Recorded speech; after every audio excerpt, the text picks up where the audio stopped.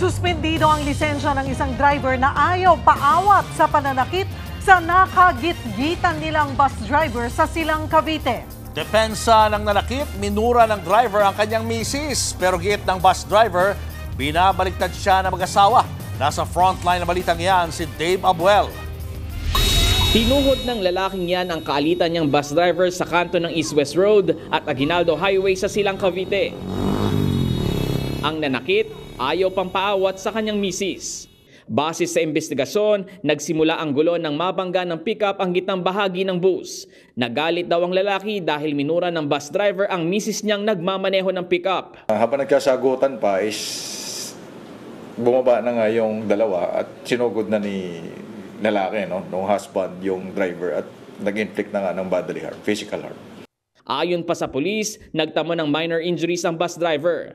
Nagkausap naman na raw ang dalawang panig. Magbabayad ang mag-asawa ng 18,000 pesos para sa sira sa bus at 40,000 para sa moral damage.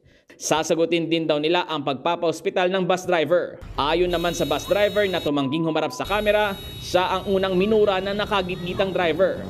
Sabi ko po, ma'am, bakit yung kinuha niya? Pinilit ka ninyo na pumasok. Hindi yan sagot po sa akin po. Sabi ng babae sa akin, hindi mo kayang bayadan yan sasakyan ko. Mahal-mahal yan. Ang babae po, nagsumbong ng mali. Binaliktad po ako. Pinag-iisipan pa niya kung itutuloy niya ang pagsasampa ng kaso.